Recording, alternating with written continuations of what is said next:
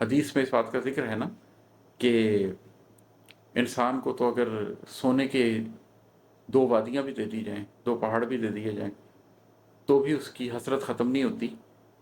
انسان کا منہ تو قبر کی مٹی بھرتی ہے۔ قرآن بھی اس بارے میں ذکر کرتا ہے کہ لوگوں تم ایک دوسرے سے آگے نکلنے کی کوشش میں لگے رہے حتیٰ کہ تم نے قبریں جا دیکھا نا۔ تو یہی وہ جو چشمہ پھوٹا تھا آب زمزم کا، وہ بی بی ہاجرہ نے 7 چکر لگائے تھے صفا اور مروہ کے، اس گرمی میں، اس تپش میں، بچے کا کرب دل میں لے کے۔ اس کے بعد وہ جو چشمہ پھوٹا تھا نا، آپ کے قلب سے بھی وہ چشمہ تب پھوٹتا ہے جب آپ اس طرح ریگزاروں میں بھاگتے ہیں، جب آپ کی وہ حالت ہو جاتی ہے، اور پھر آپ کی آنکھ سے وہ قطرہ نکلتا ہے جو آب زمزم کی طرح کا قطرہ ہو۔ بسم اللہ الرحمن الرحیم۔ ایک اور غزل کو ہم ڈسکس کرتے ہیں اور اس کے اشعار پہ کچھ بات کرتے ہیں۔ اس کا مطلب ہے کہ غیرت آرزو نہیں جاتی، حسرت جستجو نہیں جاتی، غیرت آرزو نہیں جاتی، حسرت جستجو نہیں جاتی، عمر تو ڈھل رہی ہے پر اب بھی زیست کی ہاؤ ہو نہیں جاتی۔ اگر آپ میں سے کبھی کسی شخص نے اپنے دل کی مکمل حقیقت کے ساتھ کوئی آرزو کی ہو، ایک ایسی آرزو جو اس کو دن کو جگاتی ہو رات کو جگاتی ہو، دن کو کام کرواتی ہو رات کو کام کرواتی ہو، جو اس کو سونے نہ دیتی ہو، جو اس کے خوابوں میں بھی آتی ہو اور جو اس کی زندگی کا خواب بھی ہو، اور اگر آپ میں سے کبھی کسی شخص نے کسی ایسی چیز کی جستجو کی ہو جس کو پانے کے لیے اس نے اپنا سب کچھ داؤ پر لگا دیا ہو، تو وہ اس بات کو بہت شدت سے سمجھ سکتا ہے، بہت اچھی طریقے سے سمجھ سکتا ہے کہ غیرت آرزو کیا ہوتی ہے اور حسرت جستجو کیا ہوتی ہے۔ میں نے بھی اپنی پوری زندگی کے اندر ایک ایسی چیز کی خواہش کی ہوئی ہے، اللہ سے ایک ایسی چیز کا وعدہ کیا ہوا ہے، اللہ سے ایک ایسی چیز کی نسبت باندھی ہوئی ہے، ایک آرزو ہے جو میرے دل میں جل رہی ہے، جس کی لو میں نے جلائی ہوئی ہے، اور ایک جستجو ہے جس کے پیچھے میں ہوں، لیکن ساتھ میں میری عمر ڈھل رہی ہے، میں ایک انسان ہوں، گوشت پوست کا بنا ہوا ہوں، 45 برس کا ہونے لگا ہوں۔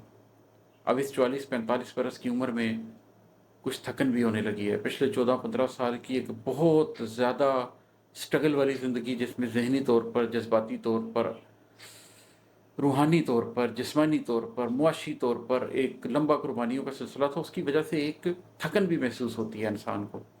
تو کبھی کبھی جب میں اپنے آپ سے بات کرتا ہوں تو وہاں سے یہ شعر نکلتا ہے کہ غیرت آرزو نہیں جاتی، حسرت جستجو نہیں جاتی، عمر تو ڈھل رہی ہے پر اب بھی زیست کی ہاؤ ہو نہیں جاتی۔ وہ جو زندگی کے ساتھ، دھڑکن کے ساتھ ایک جڑی ہوئی ہے کہ قبر سے پہلے تو نہیں، لحد سے پہلے تو نہیں، ہار نہیں مان سکتے۔ وہ جو ایک ہاؤ ہو ہے زیست کی، جو بھی آپ نے زندگی میں مقصد حاصل کرنا ہے وہ زندگی کے ساتھ ہے، وہ زندگی کی ہاؤ ہو کے ساتھ ہے۔ تو اگرچہ آپ تھک گئے ہوں، اگرچہ آپ کی ہمت کم ہو گئی ہو، اگرچہ آپ بیمار ہو گئے ہوں، اگرچہ آپ کی عمر ڈھل رہی ہو، لیکن جس چیز کو دل سے چاہا ہو، جس چیز کی جان سے آرزو کی ہو، جستجو کی ہو، جس کے اوپر محنت کی ہو، وہ نہیں جاتی۔ غیرت آرزو نہیں جاتی، حسرت جستجو نہیں جاتی، عمر تو ڈھل رہی ہے پر اب بھی زیست کی ہاؤ ہو نہیں جاتی۔ اور ہے کہ زندگانی کی شام کا انجام ایک ویران سرمئی منزل، زندگانی کی شام کا انجام ایک ویران سرمئی منزل، لیکن انسان کے حواسوں سے دن کی وہ رنگ و بو نہیں جاتی۔ زندگانی کی شام کا انجام کیا ہے؟ ویران سرمئی منزل۔ سرمئی منزل، ویرانی کیا ہے؟ وہ قبر جس کے اندر ہمیں اتار دیا جائے گا، اس کے اوپر پھٹے یا سلیبیں لگا دی جائیں گی، اس کے اوپر مٹی ڈال دی جائے گی، اور ہم ایک اندھیرے گڑھے کے اندر ہوں گے۔ تو آپ کی، میری، ہم سب کی زندگی کا انجام تو یہی ہے نا۔ ہم نے ایک ویران اور ایک سرمئی منزل کی طرف چلا جانا ہے، سرمئی مٹی کے اندر جا کر خاک ہو جانا ہے۔ ہم جانتے ہیں یہ، لیکن انسان کے حواسوں سے دن کی وہ رنگ و بو نہیں جاتی۔ ہم جانتے ہیں کہ زندگانی کی شام آنی ہے۔ خاص طور پر وہ لوگ جو میری عمر کو پہنچ گئے ہیں اور وہ یہ جانتے ہیں کہ سورج نصف النہار سے آگے گزر چکا ہے، جتنی زندگی جی چکے ہیں اس سے کم زندگی رہ گئی ہے۔ اچھی طرح جانتے ہیں کہ آگے لحد ہے اور ہمیں اس لحد کی تیاری کرنی چاہیے، ہمیں اپنی موت کی تیاری کرنی چاہیے، ہمیں آخرت کی تیاری کرنی چاہیے۔ لیکن یہ جو دنیا ہے، یہ جو اس کے رنگ و بو ہیں، یہ جو دنیا میں دن چڑھا ہوا ہے، اس چڑھے ہوئے دن کے اندر جو رنگ و بو ہمیں نظر آتی ہے وہ ہمیں بھٹکائے رکھتی ہے، دن رات بھٹکائے رکھتی ہے، اور ہم اپنی اصلی منزل کو بھولے رکھتے ہیں۔ حدیث میں اس بات کا ذکر ہے نا کہ انسان کو تو اگر سونے کے دو وادیاں بھی دے دی جائیں، دو پہاڑ بھی دے دیے جائیں، تو بھی اس کی حسرت ختم نہیں ہوتی۔ انسان کا منہ تو قبر کی مٹی بھرتی ہے۔ قرآن بھی اس بارے میں ذکر کرتا ہے کہ لوگوں تم ایک دوسرے سے آگے نکلنے کی کوشش میں لگے رہے حتیٰ کہ تم نے قبریں جا دیکھی۔ تو یہی وہ شعر کو بات کر رہا ہے کہ زندگانی کی شام کا انجام ایک ویران سرمئی منزل، لیکن انسان کے حواسوں سے دن کی وہ رنگ و بو نہیں جاتی۔ جب اداسی اتر رہی ہو تو ایک ایک نس بدن سے لڑتی ہے۔ جب اداسی اتر رہی ہو تو ایک ایک نس بدن سے لڑتی ہے، ریشہ ریشہ ادھیڑنے سے قبل آنکھ تک آب جو نہیں جاتی۔ جب آپ کے اندر حقیقی معنوں میں اداسی اتر رہی ہو، آپ کو رگ و پے میں سرایت کر رہی ہو، تو آپ کے ریشے ریشے میں بس جاتی ہے۔ وہ اداسی ذہنی اداسی نہیں رہتی، وہ اداسی صرف جذبے کی حد تک نہیں رہتی۔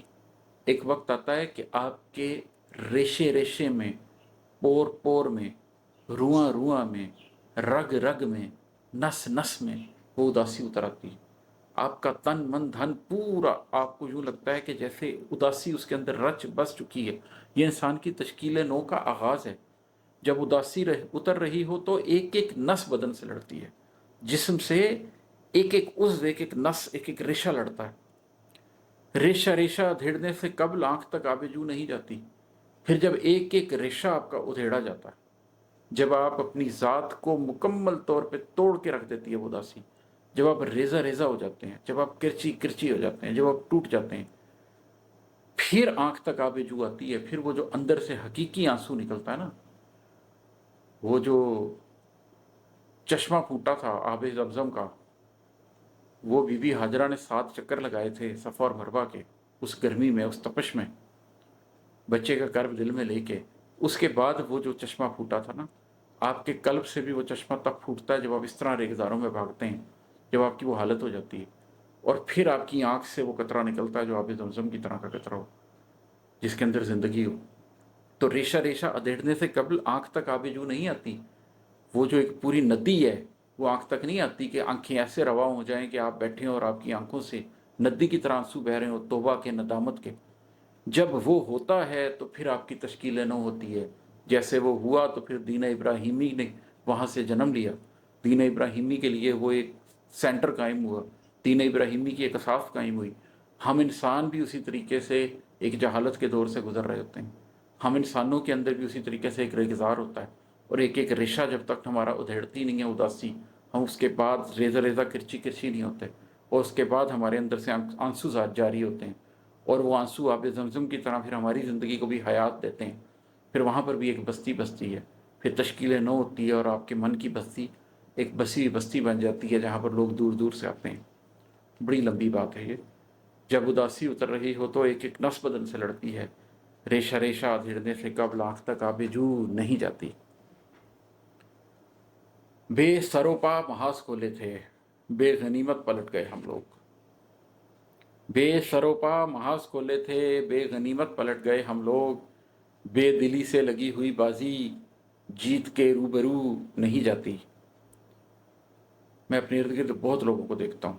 ایک زمانے میں میں نے بھی اپنی زندگی میں یہ کیا کہ میری زندگی میں فوکس نہیں تھا، میں بیک وقت کئی کام کر رہا تھا، بے سروپا محاذ کھولے ہوئے تھے، تو کوئی غنیمت نہیں ملی۔ اس لیے کہ جب آپ منافق ہوتے ہیں نا تو منافقوں کو مال غنیمت نہیں ملتا۔ منافق کو منافق کیوں کہتے ہیں؟ انفاق کیا ہوتا ہے؟ خرچنا، کیونکہ ایک طرف سے آ رہا ہے اور ایک طرف سے جا رہا ہے، دو سوراخ ہوں جس چیز کے۔ منافق کے بھی دو منہ ہوتے ہیں۔ جب آپ دو رخی زندگی گزار رہے ہوتے ہیں نا، آپ اس طرف بھی ہوتے ہیں اور اس طرف بھی ہوتے ہیں، تو دو کشتیوں کا مسافر کہیں نہیں پہنچتا۔ تو بے سروپا محاذ کھولے تھے، بے غنیمت پلٹ گئے ہم لوگ۔ جب زندگی میں ایسے محاذ کھولے جن کا کوئی فوکس نہیں تھا تو کوئی غنیمت ہاتھ نہیں آئی۔ بے دلی سے لگی ہوئی بازی جیت کے روبرو نہیں جاتی۔ جب آپ نے اپنا تن من دھن ایک چیز پہ فوکس کر کے نہ لگا دیا، زندگی کا ایک مقصد نہ بنا دیا، پھر وہ جیت نہیں آپ کو حاصل ہوتی۔ پھر جو چیز حاصل ہوتی ہے وہ کھوکھلی ہوتی ہے۔ مجھے یہ بات 12-14 سال پہلے معلوم ہوئی۔ اس کے بعد میں ابھی لوگوں کو دیکھتا ہوں کہ انہوں نے زندگی میں بہت سے محاذ کھولے ہوئے ہیں، وہ بہت سے محاذوں پر کامیاب ہونا چاہتے ہیں، لیکن بڑی منزل کے مسافر کو چھوٹی منزل چھوڑنی پڑتی۔ آپ کو اپنی زندگی میں ایک فوکس بنانا پڑتا ہے، اور آپ کو اس فوکس کی طرف بڑھنا پڑتا ہے۔ اور اگر آپ کے اندر اس حقیقت کا شعور آ جائے، آپ کو اس بات کا پتہ چل جائے، آپ اس بات کا ادراک حاصل کر لیں کہ آپ نے مر جانا ہے، اور اپنی زندگی کے مقصد کو اپنی موت کے ساتھ جوڑ لیں، اپنی آخرت کے ساتھ جوڑ لیں، تو پھر جو آپ دل سے بازی کھیلتے ہیں، معاش کی بھی ہو، سماج کی بھی ہو، اس کا مزہ ہی کچھ ہو رہا ہے۔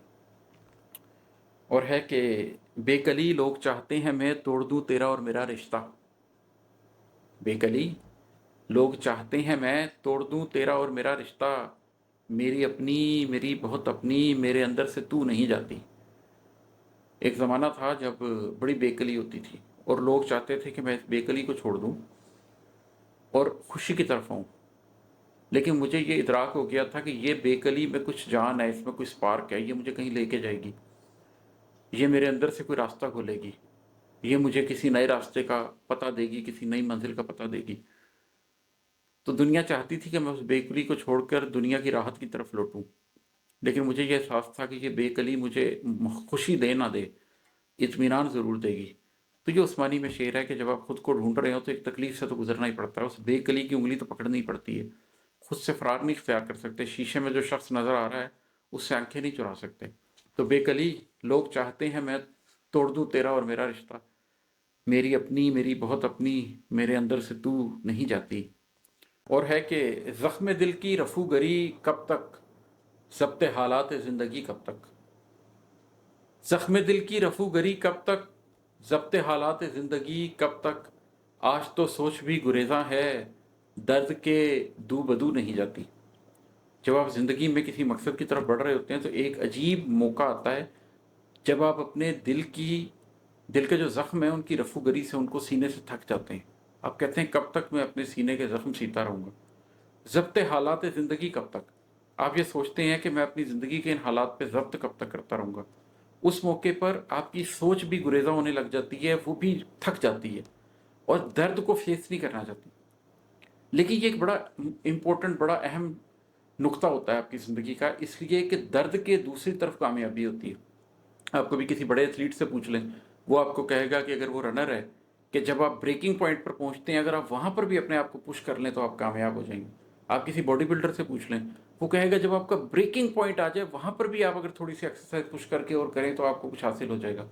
جو ہمارے جذبے ہوتے ہیں، جو ہماری سوچیں ہوتی ہیں اور ان سے منسلک جو درد ہوتے ہیں وہ بھی ایسے ہی ہوتے ہیں کہ اگر آپ اس درد کو فیس کرنے کے قابل ہو جائے اور اس تھریش ہولڈ کو کسی طریقے سے بریک کر دیں ایک دفعہ، تو آپ بہت آگے تک جا سکتے ہیں۔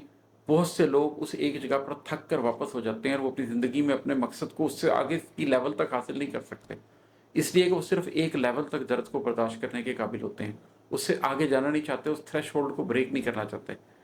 لیکن اگر آپ اس جگہ پر درد کے دو بجو جانے کو تیار ہو جائیں، اگر آپ اپنی گریزاں سوچ کو تیار کر لیں کہ نہیں میں نے آج ایک دفعہ دوبارہ درد کا سامنا کرنا ہے، نہیں میں نے آج ایک دفعہ دوبارہ زخم دل کی رفو گری کرنی ہے، ایک دفعہ دوبارہ زندگی کے حالات کے اوپر ضبط کرنا ہے اور ایک قدم اور بڑھانا ہے، تو ایک وقت آتا ہے کہ وہ اس درد کی تہ سے آگے نکل جاتے ہیں۔ جیسے کوئی جہاز اڑتا ہے اور جا کے گرج چمک والے بادلوں میں گھس جاتا ہے تو آپ کو لگتا ہے کہ سب کچھ خراب ہونے لگا ہے، لیکن اگر وہ ہمت کر کے نکلتا ہے تو وہ ان بادلوں سے اوپر نکل جاتا ہے، پھر وہ بادل اس سے نیچے نظر آتے ہیں اور اس کے اوپر مسئلہ بالکل صاف ہوتا ہے۔ اسی طریقے سے آپ کو بھی ایک دفعہ ہمت کر کے اس جگہ تک جانا پڑتا ہے جہاں پر آپ اپنے زخم دل کی رفو گری کریں اگرچہ آپ کے اندر ہمت نہیں ہے، ضبط حالات زندگی کریں اگرچہ آپ کی سوچ بھی گریزاں ہیں اور درد کے دو بجو نہیں جانا چاہتے۔ اور مکتا ہے کہ جانتا ہوں بتا نہیں پاتا، جانتا ہوں بتا نہیں پاتا، حد ادراک سے جڑے کچھ راز، جانتا ہوں بتا نہیں پاتا، حد ادراک سے جڑے کچھ راز، لاکھ کوشش کے باوجود عماد اس طرف گفتگو نہیں جاتی۔ اس کا میں کیا، اس کی تشریح بھی بڑی مشکل ہے، یہ تو شعر ہی یہ ہے کہ میں تشریح نہیں کر سکتا۔ بات یہ ہے کہ علم دو طرح سے حاصل ہوتا ہے، ایک علم حاصل ہوتا ہے امپیریکل ایویڈنس سے، شعوری کاوش سے، کوشش سے، یہ علم کا ایک ماخذ ہے، اور ایک علم ہے جس کو آپ وزڈم بولتے ہیں جو آپ کے قلب کے اندر پیدا ہوتا ہے، وہ خدا کے نور سے پیدا ہوتا ہے، وہ آپ کے قلب ڈاؤن لوڈ ہی کرتا ہے، بس وہ خدا کی دین ہے کہ وہ کسی کے اندر وزڈم پیدا کر دیتا ہے، کچھ باتوں کا ادراک کسی کے اندر پیدا کر دیتا ہے۔ یہ میں کسی قسم کی وحی کی بات نہیں کر رہا، وہ تو انبیاء پر اترتی ہے، یہ میں کسی قسم کے کشف یا مکاشفے کی بات بھی نہیں کر رہا، ठीक है, क्योंकि मैं तो इन चीज़ों को आप जानते हैं, जो मेरी वीडियोस देख चुके हैं, जो मेरी बातों से आगाह हैं, वो जानते हैं कि मैं इन चीज़ों की तो नफ़ी करता हूँ।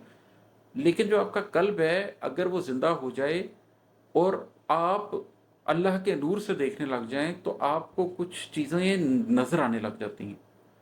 उसमें आपका कोई कमाल नहीं होता। कमाल सिर्फ इसी बात का है कि अगर आप साहिल समुंदर पर खड़े हों तो आपको नज़र आएगा जो भी लिमिट है, 4 किलोमीटर, 3 किलोमीटर, 5 किलोमीटर की, साइंटिफिकली मुझे एग्जैक्टली नहीं पता, लेकिन अगर आप वहीं पर किसी पहाड़ी के ऊपर खड़े हो जाए तो आपको ज़्यादा दूर तक नज़र आने लग जाएगा। ये कोई कश्फ नहीं है, ये कोई मुकाशफा नहीं है, ये कोई आपके ऊपर इल्हाम नहीं हो रहा। ये इंसाइट है जो ऊंचाई पर खड़े होकर ज़्यादा दूर से नज़र आने लग गई। अगर आप अंधेरे में खड़े हो तो आपको 5 या 10 फुट दूर नज़र आ जाओगा, लेकिन अगर आप वहाँ पर एक बड़ी सारी सर्च लाइट लगा दें तो आपको कई 100 फुट दूर तक नज़र आने लग जाएगा। आपका जो कल्ब है ना, वो हद इदराक, जो इंसान के इदराक की जो हद है, अगर आपके कल्ब में रोशनी पैदा हो जाए तो वो हद इदराक तक चला जाता है। आपको अमूमी तौर पर जिस लेवल तक नज़र आ रहा होता है उससे कहीं आगे तक नज़र आना शुरू हो जाता है उस नूर की रोशनी में। तो जानता हूँ, बता नहीं पाता, हद इदराक से जुड़े कुछ राज, कुछ बातें हैं जो फिर आपको पता चल जाती हैं, कुछ चीज़ों की इंसाइट डेवलप हो जाती है। लाख कोशिश के बावजूद इमाद उस तरफ गुफ्तगू नहीं जाती। वो मैं कोशिश करूँ भी किसी को बताने की तो फिर भी आप यही महसूस करते हैं कि बहरहाल वो आपका एक पर्सनल तजर्बा है। ये कोई ऐसी चीज़ नहीं है जिसको इंस्टीट्यूशनलाइज कर लिया जाए। आप लोगों को सिर्फ ये बता सकते हैं कि किस तरीके से अपने सीने को रोशन किया जा सकता है। कोई कर ले तो खुद भी देख ले, और अगर कोई नहीं कर पाता तो फिर उसको बैठ के ये बताना कि मैंने एक दफ़ा ये कोशिश की थी तो उसकी वजह से मुझे फ़लाँ चीज़ की इंसाइट डेवलप हुई, वो बताने की बात नहीं है। वो मैं कोशिश के बावजूद भी नहीं बता पाता। तो बस ये यही शेर है कि जानता हूँ, बता नहीं पाता, हद इदराक से जुड़े कुछ राज, लाख कोशिश के बावजूद इमाद इस तरफ गुफ्तगू नहीं जाती। बहुत शुक्रिया।